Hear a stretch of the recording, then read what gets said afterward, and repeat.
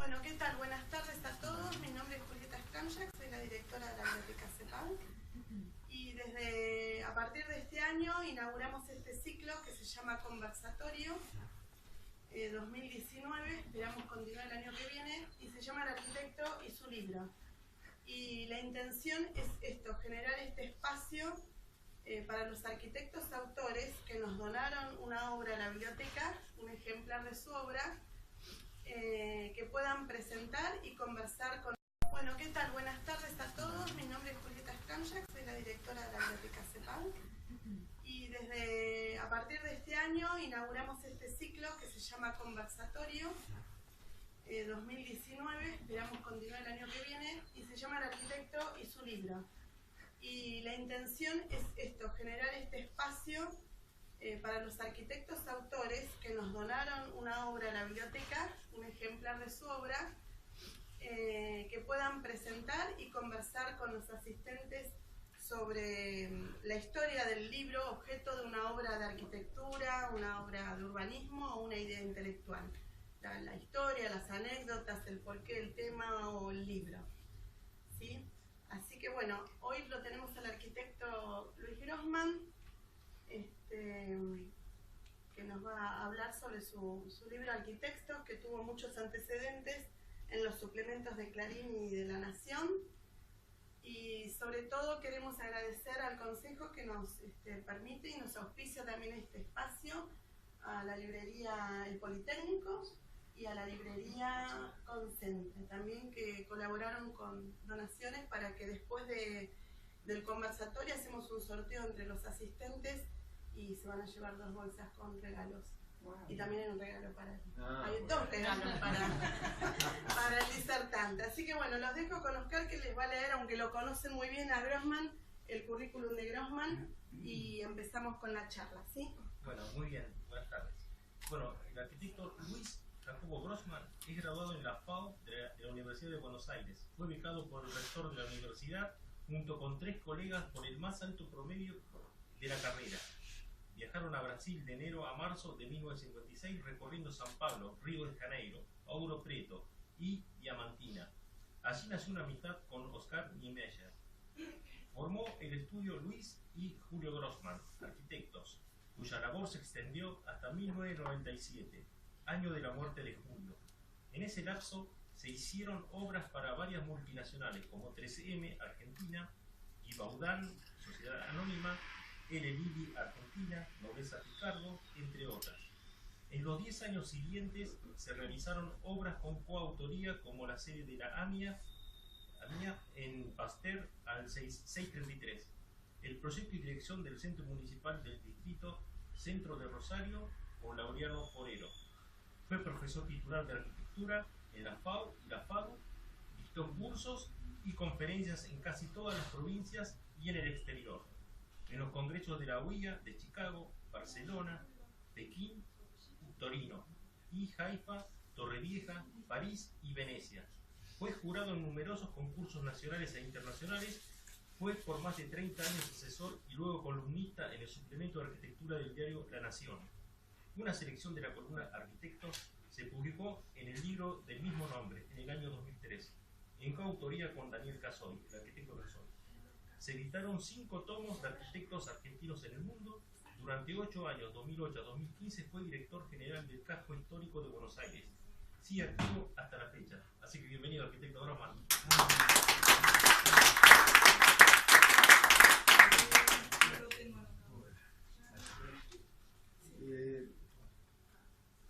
Yo me traje anotado acá algunas cosas para darles un documento que hasta ahora no tengo divulgado, de cómo y dónde nacieron los suplementos de arquitectura.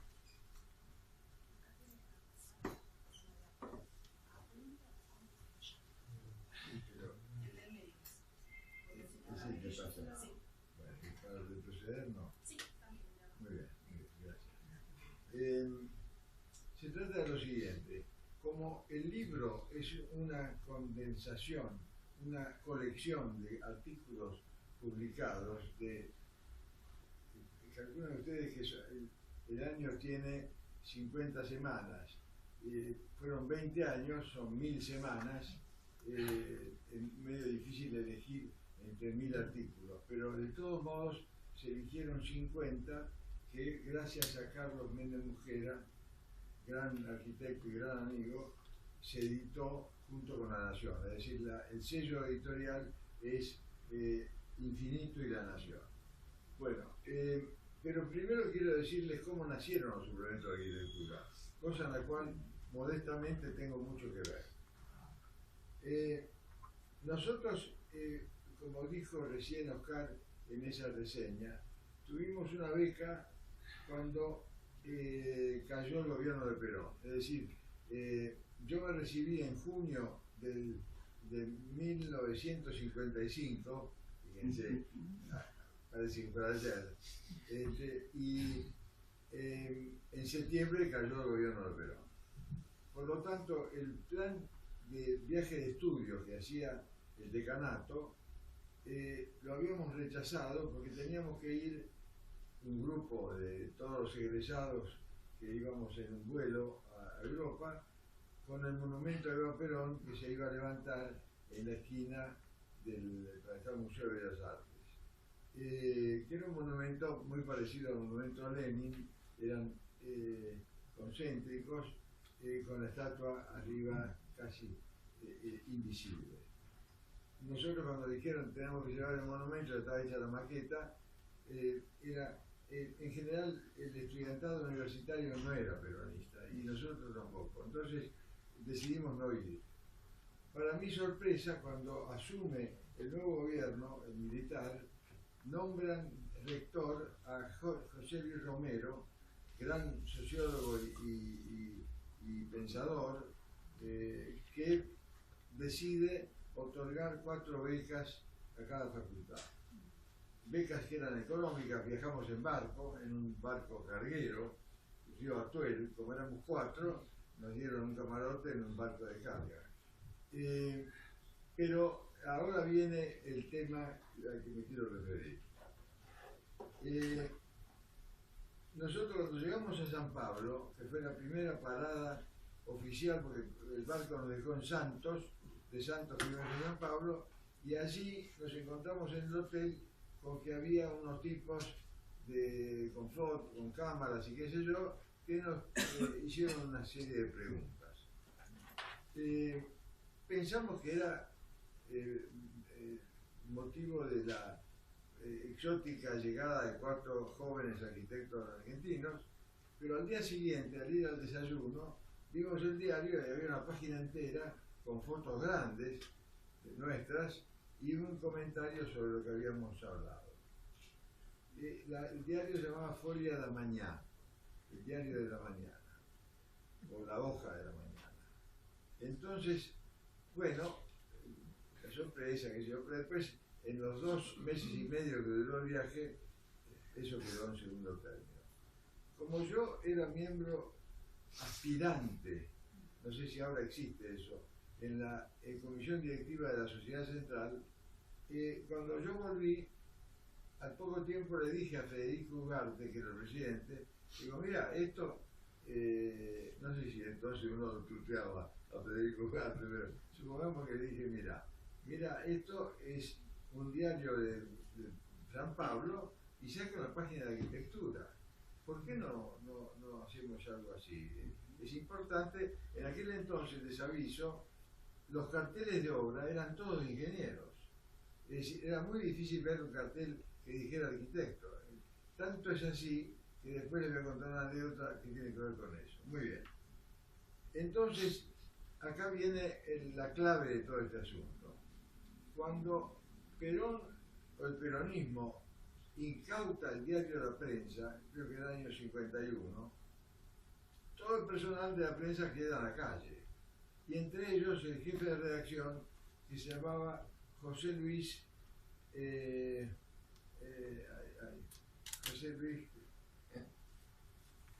perdónenme, lo sé, Navarro Laite con H en el medio.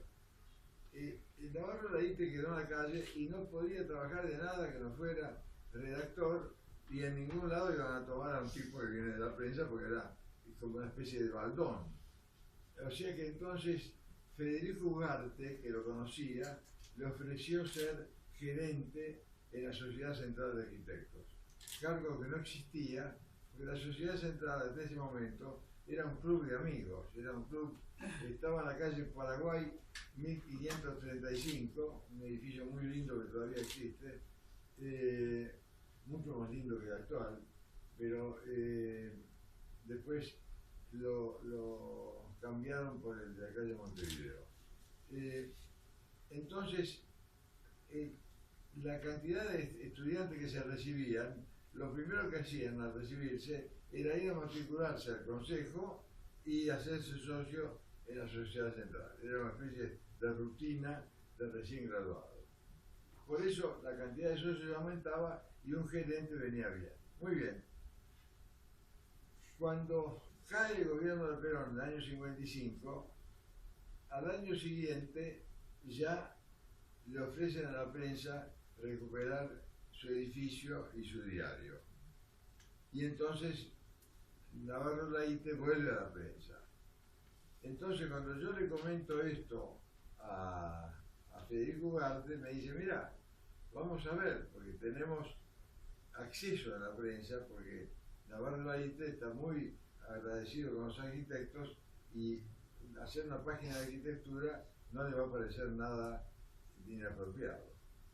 Entonces fue a verlo Mauricio Reposini, un arquitecto de la Sociedad Central que era aficionado a este tema de las ediciones, y se concretó, creo que en el año 60 y pico, no me acuerdo la fecha, el primer número de la prensa, que fue el primer suplemento de arquitectura que se hacía en Argentina. Ni hablar. La Nación llegó un año después, y mucho después llegó el de Clarín, 40 años después. Porque la gente era medio reacia a lo que no fuera medicina y psicología, es decir, los suplementos que había eran de otro tipo, moda, etc.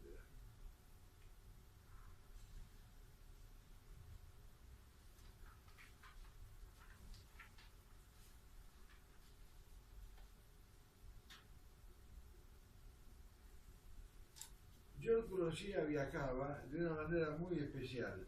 Yo trabajaba en una empresa que era de un ingeniero, Eduardo Guibert, que era la firma Guibert y compañía, que era líder en propiedad horizontal. La propiedad horizontal recién se acababa de consagrar en el año 59, creo que fue en el año, no me acuerdo bien ahora. Bueno, por ahí. De todos modos había 2 o 3 empresas, Werner y Werner y Eduardo Guibert, Fernando Guibert, que eran los que tenían la propiedad horizontal, compraban terrenos y hacían edificios.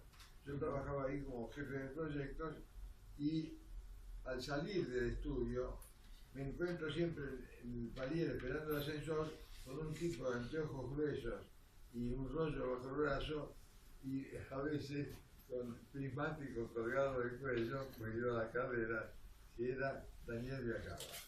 Entonces un día nos conocimos, nos dimos la mano, pero él era dibujante de arquitectura en un estudio de ingeniería, también de ingeniería, fíjense, que estaba contiguo al de Guibert. Muy bien. Nos seguimos amigos, un café acá, un café allá, era un tipo muy aficionado a la literatura, trabajaba en La Nación desde hacía años, y cuando yo le dije lo del suplemento de arquitectura, se embaló enseguida y me dijo, pero vamos a hacer La Nación. Y bueno, entonces él empezó a mover, hay que ver en estos paquidermos que son los grandes diarios, a menos que vos tengas un amigo como Navarro Laíte, no es fácil, porque todo va primero la contabilidad, a ver la posibilidad de publicidad, cuántas páginas salen. Bueno, muy bien. Finalmente se consagró eso y salió.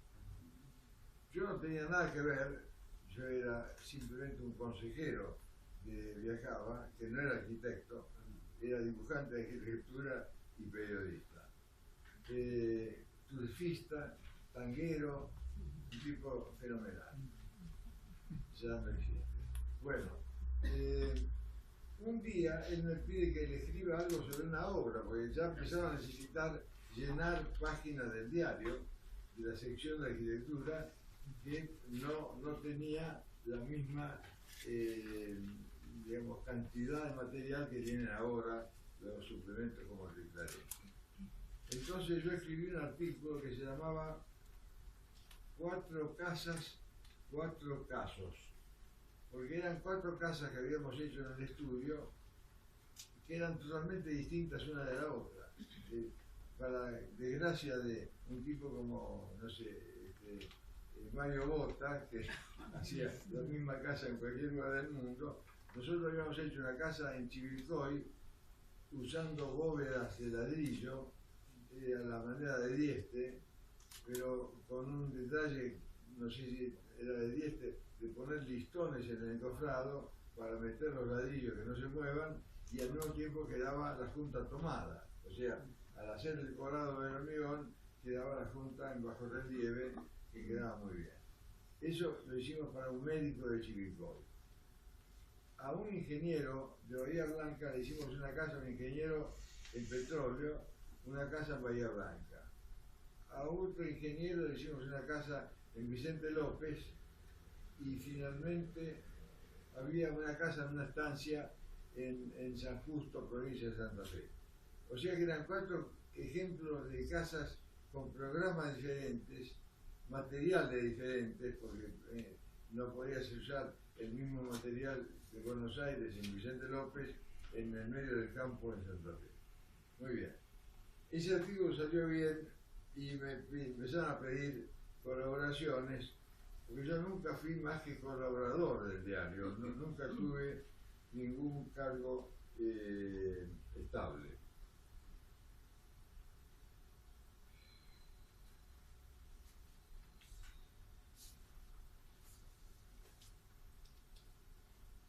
Acá están 4 casas, 4 casos.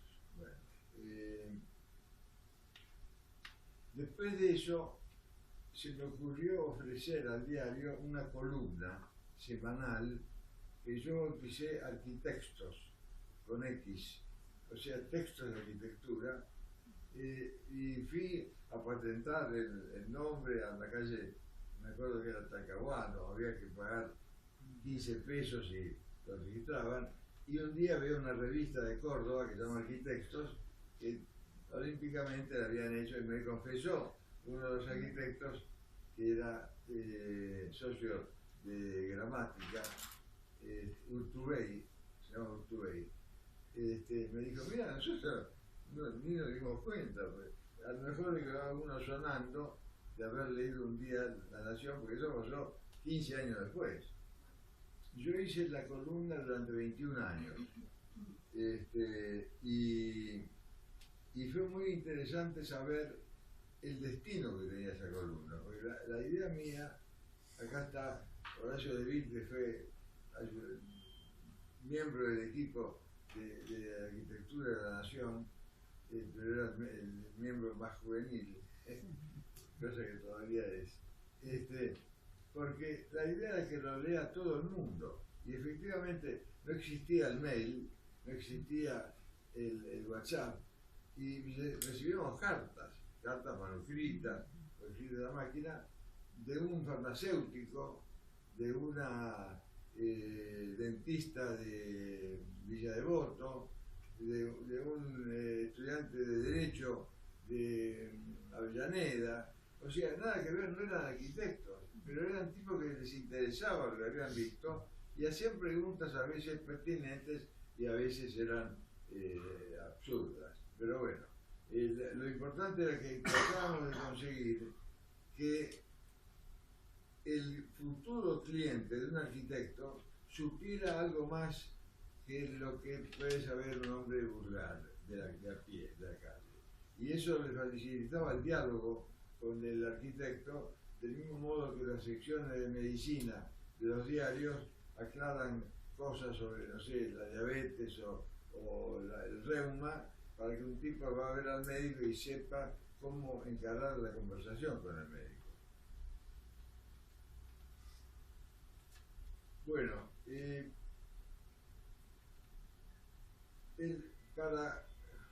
había comentado de Carlos Menem Mosquera. Un día, Carlos Menem Mosquera me sugiere la idea de hacer una selección. Y Claudio Escribano, que era en ese momento el hombre fuerte del diario, el que decidía cosas, lo ve con mucha buena voluntad y le gusta la idea y apoya la edición del libro. Tuve mucha suerte porque el prólogo lo escribió Isidoro Blaisten, que es un prólogo que si lo leo me pongo a llorar, pero era realmente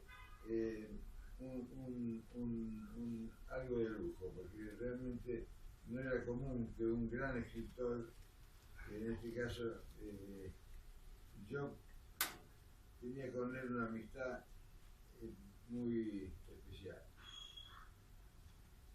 Mirá lo que dice al final. Este libro de serena eficacia nos enseña además que somos capaces de generar una belleza eterna y habitarla, ya que nada somos, nada seremos, nada es posible sin la arquitectura. Eso es un fenómeno.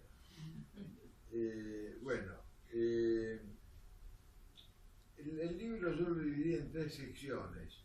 La primera que se llama Ciudad, la segunda es Arquitectura y Diseño, y la tercera es, creo que era Personalidades. Ahora me voy a fijar. A ver.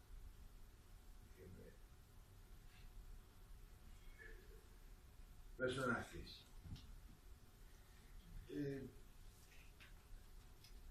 Me gustaría ahora sí, voy a ver si por acaso alguna figura. La de abajo. El primer tema, no, ya está, ya muy bien, muy bien. El primer tema que yo trataba en los arquitectos tenía que ver, por supuesto, con convicciones personales, y era que el auto es el virus que infecta la ciudad y que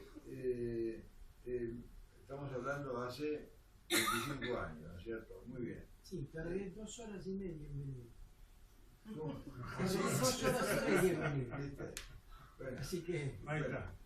sigue esto del Paris Match era bueno, cuando hablamos de esto, había gente que pedía hacer un gran estacionamiento subterráneo debajo del obelisco, lo cual era para promover esto, porque era darle miel a los osos para ahuyentarlos, ¿no es cierto? Había una anécdota de un arquitecto, Jan Gehl, un arquitecto danés que vino acá a Buenos Aires, y él decía que un tipo un día descubre en su casa, en medio del campo, que hay un zorrino adentro de la cocina, una cosa pestilente. Entonces el tipo le pregunta al amigo, ¿qué hago? Y dice, mira, poné miguitas de pan en una hilera para ir hasta el bosque. Así el tipo se va al bosque y ya te libraste de él.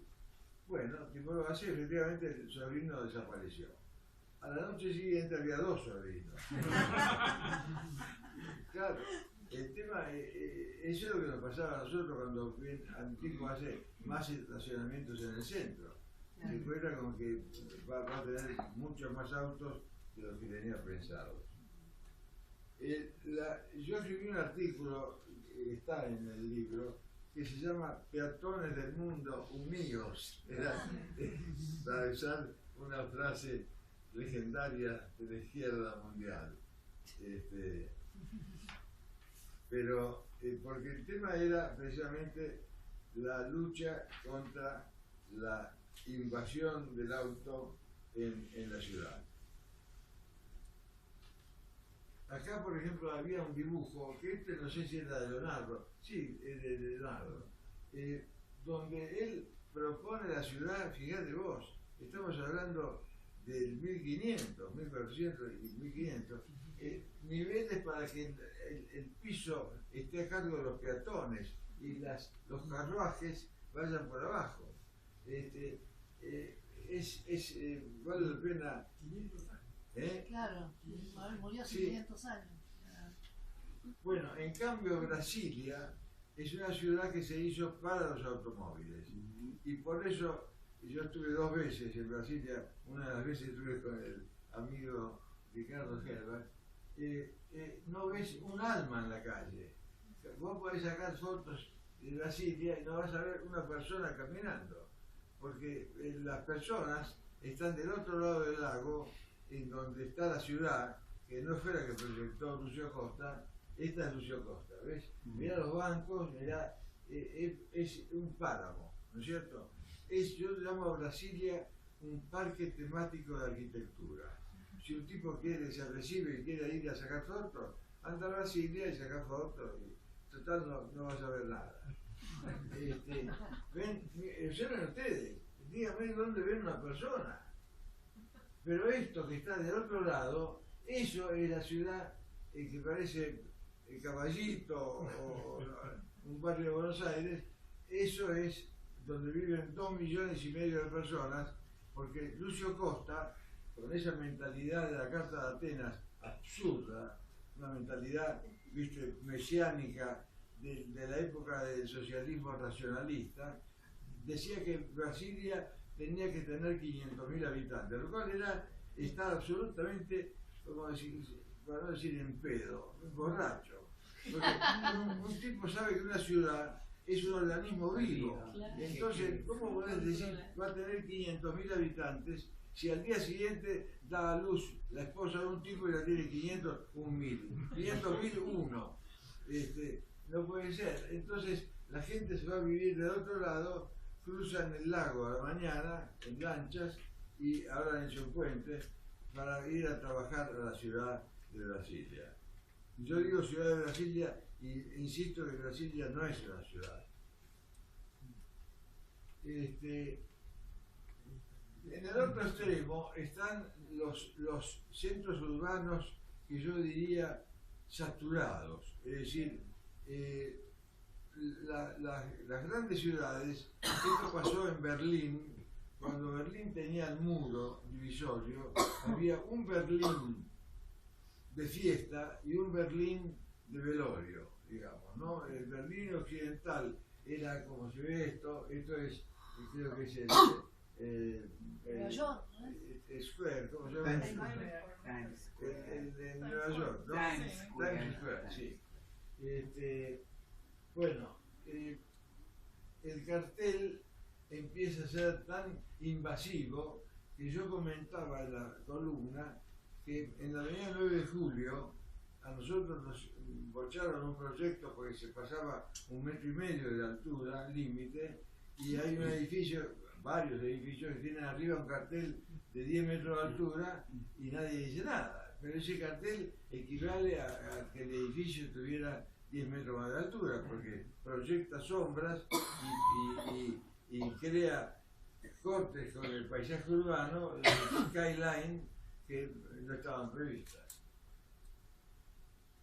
Mira acá los carteles cómo avanzan sobre la calle. En las provincias, si ustedes conocen o viajaron en provincias, en ciudades del interior, es muy frecuente que los carteles llegan hasta la mitad de la cuadra, a mitad de la calzada, en un avance que por supuesto no es lo más deseable de ver.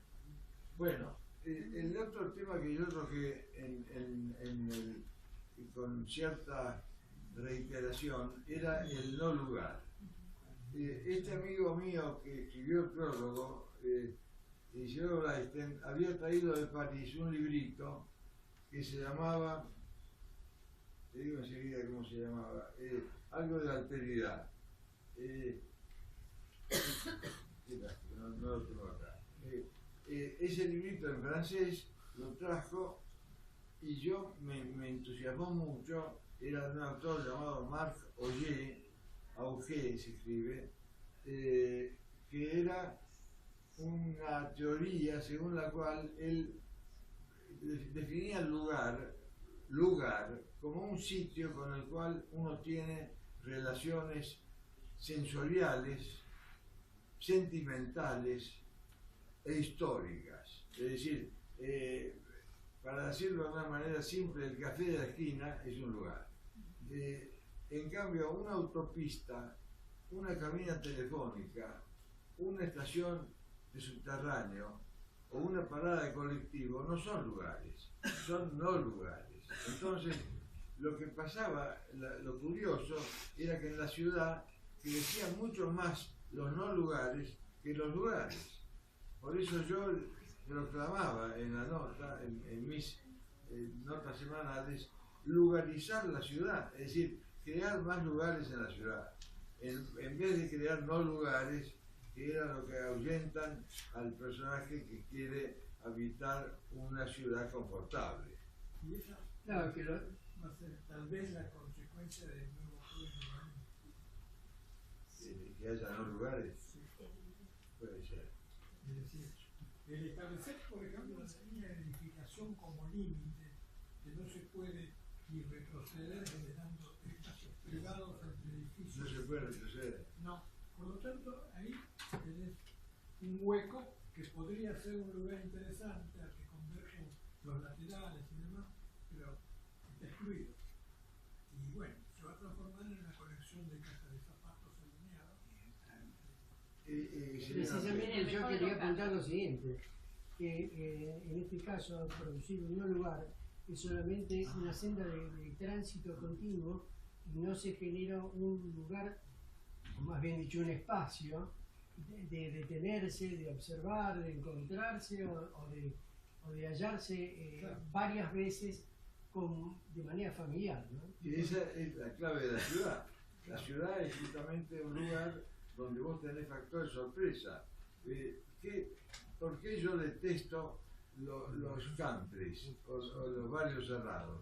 Porque el barrio cerrado tiene una especie de endogamia, es endógeno, todo pasa puertas adentro, vos te encontrás siempre con el mismo tipo, jugás al tenis con el mismo tipo, al golf con el mismo tipo, y cuando hay un cumpleaños te encontrás con el mismo tipo. Bueno, hay gente que se acostumbra a eso, pero para un habitante de ciudad, la sorpresa forma parte de lo más mágico, ¿no es cierto? Es decir, si yo cruzo la calle y me encuentro con Horacio Levit, es todo un acontecimiento, yo hace años que no lo veo, bueno, pero eso pasa en la ciudad. Y ahí el vínculo afectivo con los espacios. Claro, claro. Que ahí se nota, ¿no? Y muchos se perdieron con las demoliciones de la autopista. Bueno, justamente, bueno, está bien. El pasaje la de autopista, Ciber, bueno, yo saqué fotos que por supuesto no voy a contar. Por supuesto no voy a contar nunca, lo voy a contar el día que yo parta de este mundo, mis hijos van a empezar a buscar y van a decir, mira, esta es la foto que buscaba papá. Porque yo saqué fotos cuando se estaba demoliendo el pasaje Silver. El pasaje Silver era un auténtico lugar urbano, era un prodigio. Tenía desde posadas, escaleras que bajaban y empalmaba con el Libertador, y había el estudio de un fotógrafo, un lugar donde había un gran amigo, Anteo del Mastro, que fue el primer esposo de, ¿cómo se llama? La que cantó No llores por mi Argentina. Bueno, cuyo... ¿Cómo? Nacha Guevara. Exactamente, Nacha, fue el primer marido de Nacha Guevara, cuyo hijo, y se llama también del Mastro, hace la iluminación de los espectáculos de Nacha Guevara. Bueno, pero en esa cuadra pasaba de todo, era un pedazo de París, parecía muy bien. Había un caballo. Un día la 9 de julio avanza y hay que demoler eso. Entonces yo saqué una foto que era patética, de casualidad, porque estaban los adoquines levantados y un grupo de chicos jugando a la pelota, con una pelota de goma, entre los adoquines que se estaban yendo. Entonces yo pensé, esto es una metáfora del tema del no lugar, porque ¿sabés qué se hizo después en ese lugar? La estación de servicio Shell, que ocupa toda la cuadra y que es el auténtico no lugar, la estación de servicio. Nadie va a decir qué nostalgia tengo de esa estación de servicio. Bueno, Sí, había un restaurante que se llamaba Portador y claro, iban los violinistas, y claro. Y la plaza. Había una plaza. Sí, hay plazas que pueden ser lugares. Pero estaba la plaza de Posadas y Carlos Pellegrini, que tenía un sabor muy particular también. Posadas y Carlos Pellegrini. Claro, donde nacía después la batalla de Tenés Sila. razón, sí. Bueno, pero ahí estaba Lengua Viva. Porque yo iba al colegio ahí. Claro. Y salíamos de los exámenes y íbamos a la plaza, esperar que vinieran las semanas. Claro. No está mal. Bueno, justamente tocaste un tema que tiene que ver. La plaza es un lugar urbano, mucho más si se hace con un criterio antropológico, digamos, porque siempre dije que en la Facultad de Arquitectura faltaban materias esenciales. ¿Cómo puede ser que un arquitecto hace la vivienda para el hombre y no conozca qué es el hombre? La antropología es fundamental para esto, porque analiza conductas individuales y colectivas, relaciones entre seres humanos y cómo pueden esas relaciones estimularse o anularse. Hay gobiernos que tratan de eliminar las relaciones, de la casa al trabajo y del trabajo a casa, ¿no es cierto? Es decir, este principio rige en muchas sociedades que son de tipo así arbitrario y autoritario. Bueno, yo siempre insistía y ahora lo voy a hacer en un programa de radio que pronto estará en todos los sectores, estimular el disfrute de la ciudad. La gente no sabe o tiene timidez de disfrutar la ciudad. Es decir, no sé, cuando yo hice poner los bancos en la Avenida de Mayo, era precisamente por eso, y ahí ahora me encontré un artículo mirando el archivo que guarda acá la biblioteca tan espléndidamente, y yo los felicito a ustedes, porque la verdad, ver la colección de la Suplemento de la Nación encuadernada, como está acá adentro, es increíble. Y ahí encontré textos del año 2000, donde se habla de la conveniencia de crear áreas peatonales que la ciudad no tenía, porque tenía como peatonal Lavalle y Florida, y ninguna de las dos era peatonal. La verdad, eran peatonales porque no había autos, pero peatonal es una calle que se disfruta, que se pasea por esa calle, y Florida es una autopista de peatones, porque es un lugar donde la gente va para llegar al banco, para ir a no sé dónde, y nadie para mirar qué lindo. Si yo le decía a la gente que al 225 de la calle de Florida se cantó por primera vez el himno nacional y que está todavía la habitación donde se cantó, que era de Mariquita Sánchez de Thompson, y está todavía la baranda de hierro colonial todavía está, pero no podés llegar ahí porque abajo son todos locales y tenés que pasar por una pedetería, pedir permiso para entrar por un recodo para subir al primer piso y ver la sala. Esto es un poco la mezquindad que tiene Buenos Aires a veces, que no te dejan un pasillo para llegar a un elemento histórico como es ese, ¿no?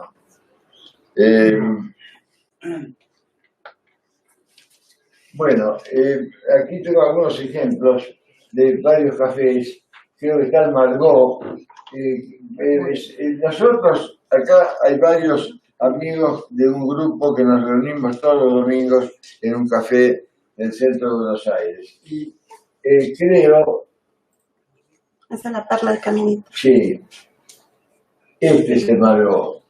Creo que es en la calle Boedo, y si no me equivoco, esto me suena a que era el Margot. Pero bueno, el café, fíjense, el tango sur de Romero Mansi tiene una raíz clave para un arquitecto.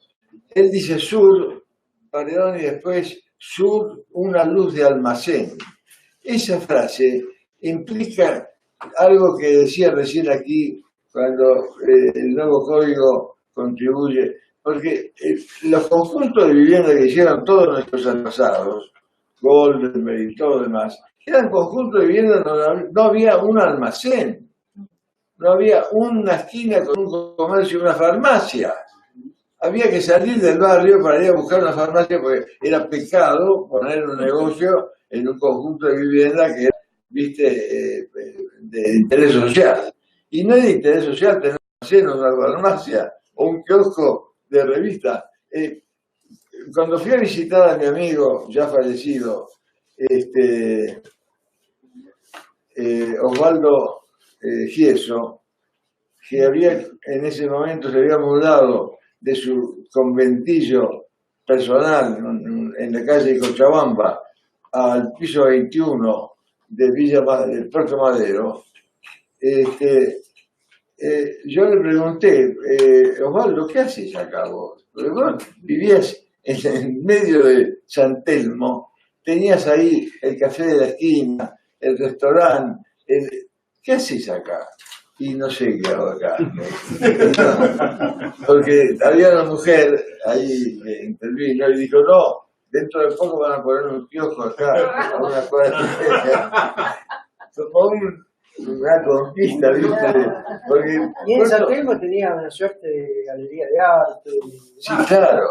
Él tenía una inmobiliaria y de lo que vivía, pero tenía además de la sastrería, que de la familia, porque la atiende una hermana de él. Tenía un sacón famoso de León que se ufanaba de él. ¿Cómo? Un sacón de León. ¿Ah, sí? Sí. Bueno, él era un personaje muy exótico que una vez él dirigió el Centro Cultural Recoleta desde el comienzo, después vino Diana Sayek y después vinieron otros. Pero él entregaban premios, yo me acuerdo de nada, entregaban premios a no sé, a los mecenas de las artes, ¿no? Entonces había un premio para fulano, y hay un premio al director del Banco City, que parece que el Banco City había dado plata, y sube él a darle el premio, Osvaldo Gieso. Y la señora que está al lado mío me pregunta, perdón, ¿me parece a mí o ese señor tiene un mocasín negro y un mocasín marrón? Y entonces lo miro y digo, sí, señora, pero eso es habitual en él. No, yo pensé que se había dormido a la mañana y no se dio cuenta. Pero él tenía esas cosas exóticas que en aquel entonces eran hoy en día ya creo que es usual.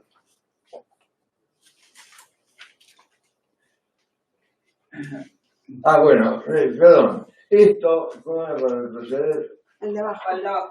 Bueno, un día el privilegio de tener una sección de estas para alguien como yo era que venía gente del exterior y te regalaba un libro, y un día Laureano Forero de Medellín me trajo un librito rojo chiquito, más chiquito que tenía las leyes de Murphy de la arquitectura, ¿no? La número 1 era un tipo visco, como se ve ahí, está muy fuera de foco, pero era visco con una cuerda en la mano y abajo decía, en la construcción el ángulo recto no existe. La segunda es un tipo que dice, nunca una cerámica de 20 por 20 mide 20 por 20. Parece rayos. Otra decía, cuando usted llame al corralón preguntando qué pasa con la madera que tiene que traer a la obra, le van a decir, recién salió el camión para ahí. Bueno, este libro un día lo vio Mario Roberto Álvarez, él sabe que estoy diciendo la verdad, y nunca más lo vi. Me dio, era muy lindo.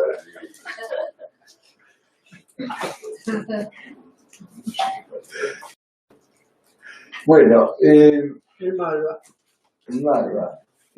nosotros hicimos una publicación muy elocuente del Malva, porque realmente nos pareció un concurso que fue muy efectivo, pero acá yo había marcado, yo les cuento que el número del libro que yo marqué me lo olvidé en casa, y va a ser difícil que encuentre acá, porque el arquitecto Solsona me mandó una nota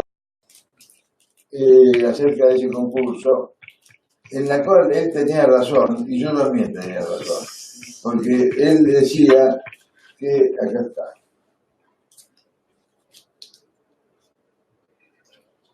dice, comparto con vos gran parte de las opiniones acerca del concurso para el Museo Costantini, todavía en ese momento en el banco, pero me gustaría analizar la idea de que ese evento en nuestro ámbito cultural, arquitectónico, se haya constituido o se pueda pensar como un antídoto contra el escepticismo. Quisiera proponer otra reflexión inherente. Todo esto que está diciendo difícil acá, Jujo, es en definitiva por qué permitimos que el proyecto no tuviera las cocheras que pedía las bases para ese lugar, ¿no? Y la verdad, pero es una picardía, dice él, o un olvido tardío. Martín Furtade, uno de los autores, no acepta el término picardía para la decisión que tomaron ustedes al determinar el camino por seguir en cuanto a la aplicación del programa de necesidades. Hay que admitir, es verdad, para ese edificio tener 7 cocheras es lo mismo que no tener nada. Claro. Es como cuando hablaba yo de la miel que le pones, porque entonces los tipos dijeron no poner cocheras. Y ahora el proyecto es hacer cocheras debajo de la Plaza República de Perú, que está en la esquina de Salguero, ¿no? Pero esto era interesante, controversias que la página daba lugar para que hubiera ese intercambio de opiniones, ¿no? Para mí el museo fue una muy buena obra y me alegró haber estado en el jurado de ese concurso. Con el Abasto hicimos también un acto de justicia. El Abasto es obra del ingeniero José Luis Alpini, un ingeniero civil de gran talento, un petizo de un impulso generoso y muy dinámico. Había hecho la cancha de Boca e hizo el mercado de Abasto. Pero el mercado de Abasto lo hizo con la colaboración de 2 arquitectos eslovenos, de esos que se toman por 4 mangos para que puedan dibujar 2 inmigrantes que están desesperados por hacer algo. Y son los tipos que le dieron a este edificio esa gracia que tiene, se llaman Sulchich y Bes. Y están en el cartel, si ustedes van a ver, si los tipos que hicieron la reforma lo dejaron, en la puerta principal del medio, el arco más alto, a la derecha había un cartel que decía José Luis Delpini, ingeniero civil, y abajo decía Sulchich y Bes, arquitectos, en esta más chica. O sea que él tuvo la decencia, Delpini, de poner el nombre de 2 arquitectos que habían logrado esa gracia que tiene este edificio, que no es común en un mercado de Abasto, ¿no? Ni en la mano de un ingeniero. ¿Y la mano cómo? Ni en la mano de un ingeniero. No, pero mira, pero cuando, perdón, un día yo soy de Almagro y de Abasto, a mucha honra. Nací en un conventillo de la calle Bulnes, 951. Bueno, un día venía un humo en el barrio, yo vivía en la calle Bulnes y esto era la calle Anchorena o Agüero, y nos decían, se quema el Abasto, salimos todos los pibes corriendo para ahí, pibes, 15, 16 años, y efectivamente era una hoguera, había no sé cuántos millones de cajones de fruta en el sótano, el cajón de fruta es lo que usa un tipo para tener asado. Bueno, ahí se prendió el edificio.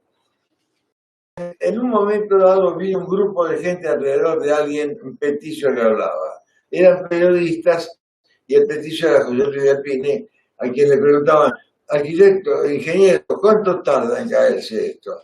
Esto no se va a caer, señor. Esto es olvidado frente a Shell, en la calle Maipú, un edificio de aeronáutica que era de hierro y se viene abajo todo. Y claro, 800 grados ya se cae. Claro, punto de fluencia y los perfiles parecían fideos. Bueno, no se cayó. Quedó negro, pero no se cayó. Y este es la estructura de una joya que ahora lo cortaron en fetas para hacer el shopping, ¿no? Sí. Otro edificio que nosotros propugnamos revivir era el edificio del Molino. Y les cuento que estuvimos esta semana allí con un amigo que está acá, Ricardo Herbach, y que están haciendo un trabajo muy bueno de recuperación del edificio. Ya está el lugar de la confitería prácticamente limpio y en proceso, y el primer piso de la salón de fiestas también. Y estructuralmente en los subsuelos tiene noticias.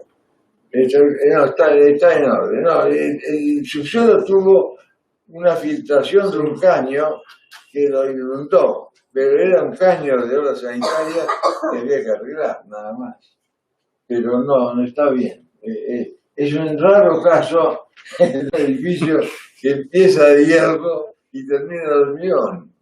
Al revés termina, ¿no? ¿Cómo? Estaban trabajando en la cúpula, ¿no? Sí, no está terminada. Sí. ¿Salvaron la farola? ¿Cómo? ¿Salvaron las linternas de Vitró? Sí, los Vitró están muy lindos y me faltan. Bueno, esto es un homenaje a Antonio Bonet.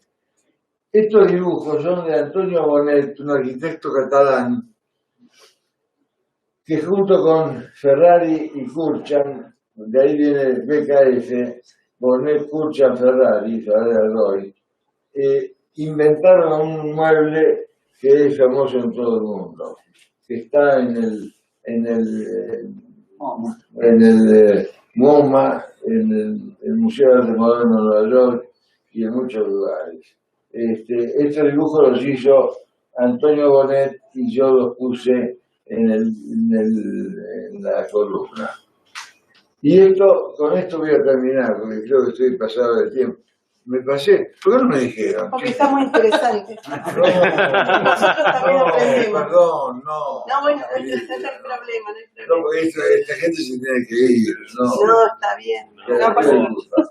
La parte de personajes, yo hago mención de alguien que a lo mejor ustedes lo oyeron nombrar.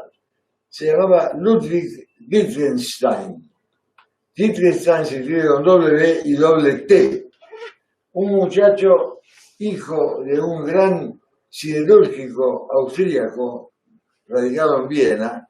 Él nació a caballo del siglo XX, pero era un muchacho de mucha fortuna. Eran 9 hermanos y él tenía 25 años cuando se desata la guerra del 14. O sea, año 1914, él, hijo de un bacán, es un tipo, imagínate un tipo de la fortuna que tenían, que tenía que ir y el tipo se va de voluntario a la guerra, a defender el imperio austrohúngaro, y vuelve de la guerra. Él había ido a la guerra pensando que iba a tener un estímulo a su espíritu, y resultó que fue peor. Pero él no era arquitecto, él era ingeniero aeronáutico, era filósofo, escribió un libro que es fundamental para la filosofía del siglo XX y para Harari, que es un cretino que no lo menciona en su bibliografía, Wittgenstein. Pero Wittgenstein debe haber tenido mucho que ver con Harari, porque era un tipo que se dedicó a estudiar el lenguaje, y el lenguaje como base para las relaciones humanas. De paso les digo que hay una sentencia que en este momento no voy a decir quién es el autor, pero no me acuerdo, que decía que el lenguaje y la ciudad son las mayores conquistas del hombre sobre la tierra. Y Néstor Wittgenstein, este edificio es proyecto de un tipo que no estudió arquitectura. Esto es lo que quiero mostrar. Este edificio hecho en el año 1926, para la hermana, lo empezó con un arquitecto llamado Paul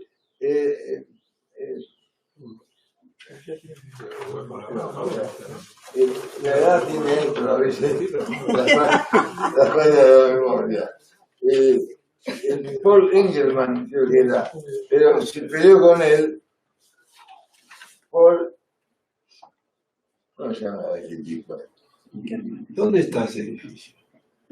Paul Engelmann, mira vos, me lo he acordado. ¿Tiene algo que ver con la Bauhaus? ¿Cómo? ¿Algo que ver con la Bauhaus? No, no, él era muy amigo, Wittgenstein, siendo que no era arquitecto, era muy amigo de Adolf Loos. Y Adolf Loos es un tipo, un austríaco vienés fenomenal, que dijo que el ornamento es delito. Es una frase inolvidable, claro. Y aquí se ve que él adhería a esa idea, ¿no? Arquitecta, ¿dónde está ubicado este edificio?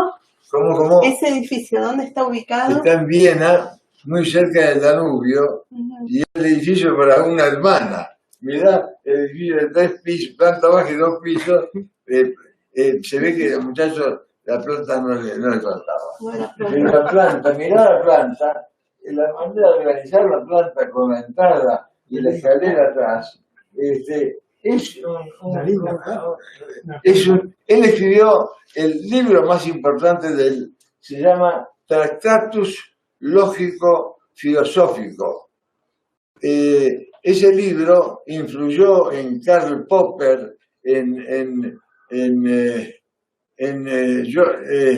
Chomsky, Noam Chomsky, el lingüista, o sea, y a su vez él tenía una gran relación con Bertrand Russell en Inglaterra, a punto tal que él se mudó a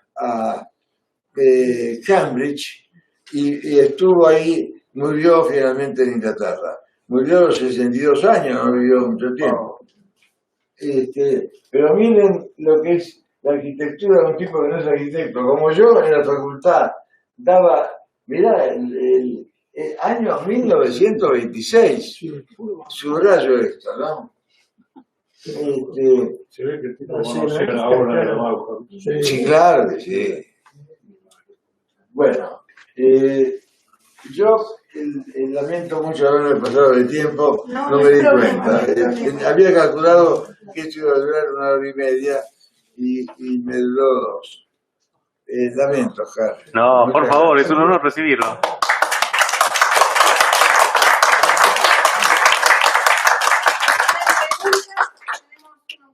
Para preguntas o para acotar algo, enriquecer un poco más todavía lo que nos presentó. No, vamos a hablar de la esquina. Está bien. Entonces lo que vamos a hacer ahora es... Los no lugares, ¿Sí? Yo creo que los no lugares no es que no tienen lugar, no pasa nada en los no lugares. Son las ¿Cómo? Que los no lugares, los que hablas, no es que no sea pase nada. En muchos casos, ese no lugar es un lugar que rechaza, es agresivo. En definitiva, tiene una connotación de algo. Esos no lugares están ahí. Lo que pasa es que... Y son un agujero negro en la ciudad, en todo caso, que eso repercute igual alrededor. Bueno, pero fíjate, está muy bien lo que decís. Pero fíjate vos, cuando yo estaba a cargo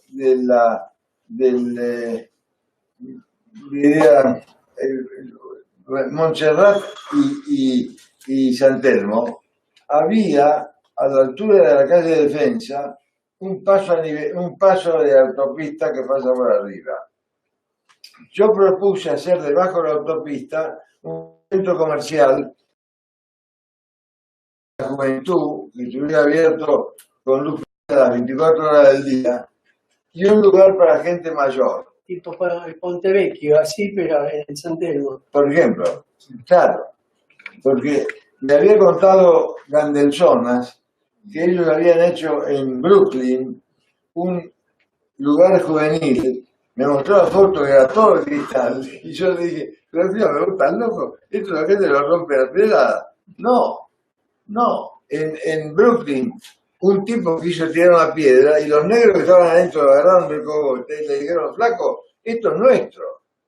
Acá no podés romper un vidrio, porque esto es de nosotros. No es de la burguesía, del Banco City o del Banco no sé qué. Esto es de los muchachos. Y eso cumplía una misión social muy grande. Bueno, eso habla del lugar, la pertenencia. Ya, ese es el tema. Por ejemplo, un no lugar, el hall de la Estación Constitución. Por ejemplo. Sin embargo, si uno tuviera la oportunidad de hacer lo propio y tener una pertenencia en eso, no solamente estar de paso, se transformaría en un lugar. Claro. En algunos casos espontáneamente sucede. Lo que pasa es que también hay un orden social y policial establecido para justamente desarmar. Ocurre en las calles probablemente. Volviendo a lo que decían antes, de que las calles, como pasan las peatonales, que están pensadas, que son corredores en definitiva, y que no ocurre nada, pero cuando en la nueva corriente que hicieron, por ejemplo, se establecen, por ejemplo, músicos callejeros que van a la gorra y son, de hecho, esa situación humana, de una actividad humana, produce una situación de apropiamiento del lugar y también ocurren, y empieza a ser lugares que la gente lo empieza a disfrutar de tomar, sin embargo viene la policía municipal y a ver. Así que las cuestiones también de los lugares o no lugares también tienen que ver con una estructuración política social de la sociedad en lo que va pasando. Bueno, los diputados de la ciudad tendrían que aprender un poco de urbanismo. Tendrían que tomar clases de urbanismo. Bueno, pero ¿qué le parece, arquitecto? Yo vivo Después... en el centro de la ciudad y yo me saco el sombrero de la obra que se hizo, por ejemplo, la calle Maipú. Ver la calle Maipú con árboles verdes es algo que si mi viejo se despierta y le digo eso, se vuelve a morir y me dice, me estás macaneando, como si se le dijera que ya cayó la Unión Soviética o que ya no, y sin que se dispare un tiro. Diría, son fantasías. O que hay un presidente negro en Estados Unidos, bueno, pero efectivamente la calle Maipú es una calle donde no se podía caminar por la vereda. Medía 1,10 metros de ancho, vos caminabas, tenías que mirar para atrás a ver si pasa una moto, bajar un pie. Ahora, ¿cómo podría tener árboles una vereda de 1,10 metros? Ahora tiene árboles y están verdes, y es una maravilla. Faltan bancos, y esto yo me cansé de decírselo a Chaín. Sí, pero no quieren poner por la gente que está en situación de calle. ¿Y qué te importa? Está bien, yo digo por qué no lo quieren poner. No, espérame, no. Yo puse 110 bancos en la Avenida de Mayo. Oíme, Román. Pusimos 110 bancos en el año 2008, primer año que yo estaba a cargo de la sede. Y me decía el presidente de la Sociedad Amigo de la Avenida de Mayo, que se llamaba Pérez Amigo, me decía, Luis, no, va a haber borrachos ahí acostados. Nunca había un borracho acostado en un banco. ¿Vos crees que los tipos son tarados? Se va a acostar en un banco de cemento. El tipo se acuesta en un colchón en el piso. En un banco de esos, si se da vuelta durmiendo, se cae al piso, se rompe la cabeza. No. ¿Qué llama bancos? Me parece que hay 105 bancos en la Avenida de Mayo, en las cuadras que van desde el Cabildo hasta Plaza. Y esos bancos los rompieron los desgraciados que tiraron. Se usan que no te cuento. Y se usan que no te cuento. Y se usan. Sí. Por suerte, yo lo uso. ¿Cómo? No. Bueno, si hubiera bancos en la calle Maipú, en la calle Sarmiento, podría haber un tipo que se sienta, un hombre mayor o un turista que quiere ver el mapa de la ciudad y orientarse a donde está sentado. En la Avenida de Mayo lo puse para que se vea el edificio Barolo, la prensa, la inmobiliaria, en fin, edificios muy interesantes que la gente no tiene tiempo de ver o no se da cuenta que están. Por eso digo lo de Florida. En Florida, ¿cómo puede ser que una calle como Florida no haya un lugar para sentarse? Yo caminé esas cuadras muchos años, porque yo iba de mi casa, a la calle Paraguay, a la oficina en la Avenida de Mayo, caminando por Florida. Y no había nada, una posibilidad de sentarse. Bueno, chicos, aquí hay café. No organicen. Primero lo primero. Lo primero es... ¿Listo para usted? Bueno. Qué suerte que tienen. Hoy brindan esta noche con un buen champán. Y esto es una atención que hacen las bibliotecarias, una agenda que preparan, que encuadernan, que mandan a adorar y todo. El agradecimiento por participar en nos pongo en el piso por los dudas, por participar en el conversatorio. Les cuento que el conversatorio tiene lugar de abril a noviembre, el tercer miércoles de cada mes, y siempre a las 5 de la tarde. Si pueden venir 15 minutitos antes para tomar algo y acomodarse, etcétera, mejor. Pero es el tercer miércoles de cada mes a las 5 de la tarde. Y ahora sí, vamos a proceder al sorteo. El próximo conversatorio, el del mes de agosto, vamos a tener a la arquitecta Dunowitz, que nos va a hablar de vivienda social, de interés social. Así que ya la tenemos confirmada también. Y no sé quién quiere sacar, tenemos 2 premios. ¿Quién quiere sacar los papelitos? Yo voy a sacar, yo saco por... No hagas trampa, Oscar. Porque los bibliotecarios son bravos. Y Oscar es el peor de todos. A ver. Levit, Horacio Levit. Bueno.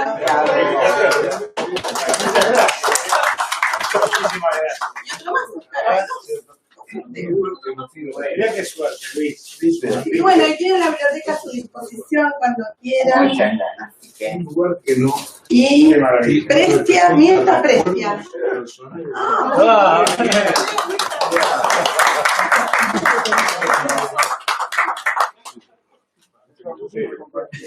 Sí, el vinito sí, con el tío que hace.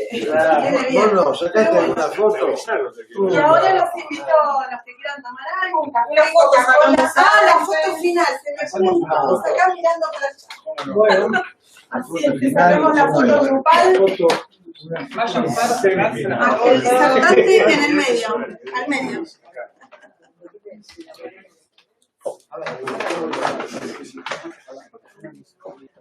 Creo que en algunos mismos para aquel lado también pasamos. Los más jóvenes se paran a la charla. Vamos, Guzmán. Yo soy más. Estamos mal entonces. ¿A dónde hay que mirar? ¿Allá o allá? Allá. Igual no se están filmando todo el tiempo, así que... Gracias, chicos. Los conversatorios los pueden ver en el canal de la Biblioteca Cibao en YouTube. Pueden ver los conversatorios, el de Grossman y los anteriores. El de Leichenstein. ¿En YouTube? Bueno, ponen Biblioteca Cibao. Gracias. Muchas gracias.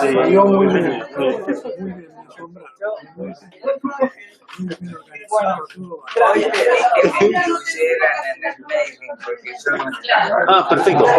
Sí. Hoy hablamos, me parece.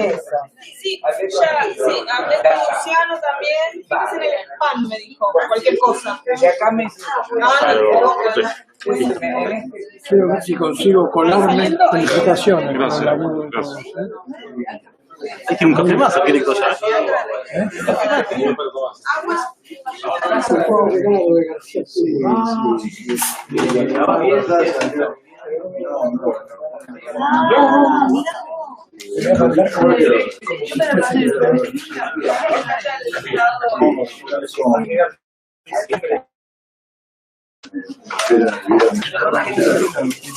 Sí,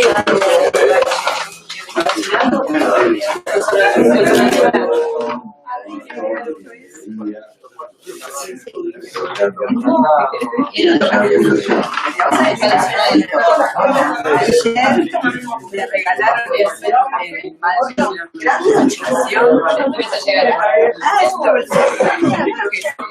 Sí, hay otros razón porque derechos de autor. y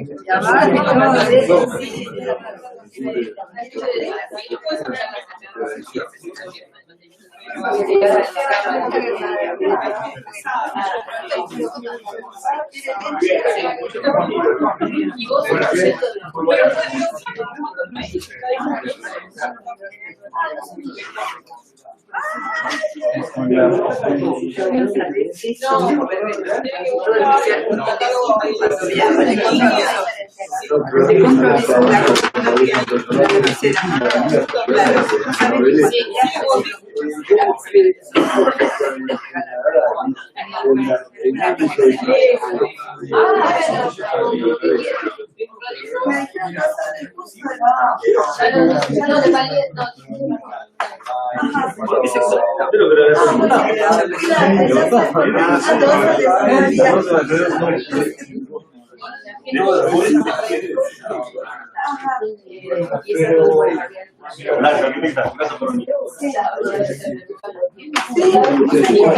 Antes se les exigía un trabajo final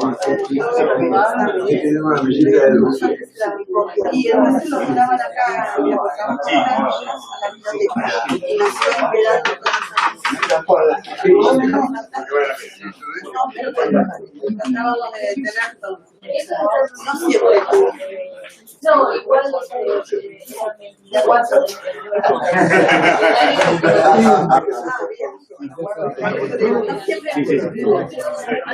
Ahora después lo subimos al canal de YouTube. Mírenlo en nuestro canal de YouTube y lo pueden ver. Ponen en el buscador de YouTube. Ciclo conversatorio que aparece todo junto. Ahí pueden ver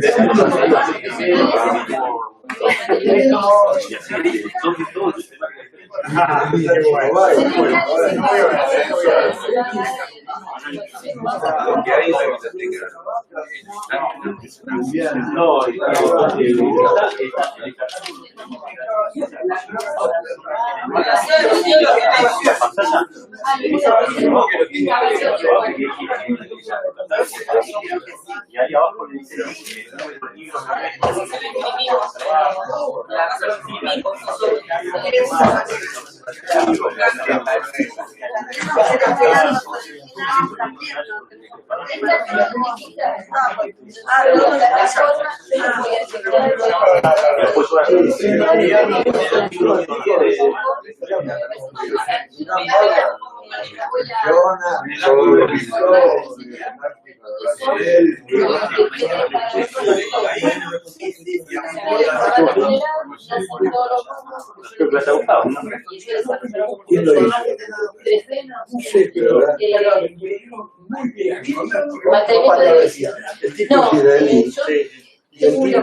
En el prólogo agradece y agradece a mi esposo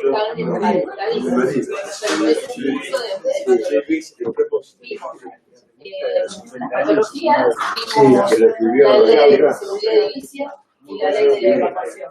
se menciona, La 257 es 2921, porque en una evacuación, si hay cosas en el camino, qué es lo que tienen que poner, estancias contingentes, y vimos un poco el los artículos del código de fue muy abuelo de pájaro, pero se cerró, digamos. Y después lo menciona a Florencio Vecino y dice de la revista Lea y Lea. La revista Lea y Lea. Y el tipo que nos pasó, creo que es una de 30 años ahora que no tiene nada. Lea y Lea.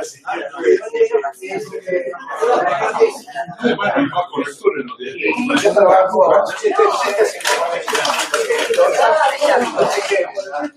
Yo leo.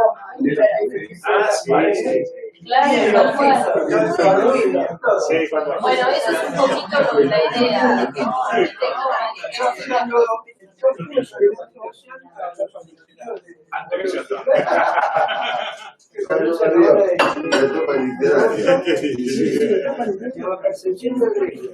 Ah, que pero podés Bueno, básicamente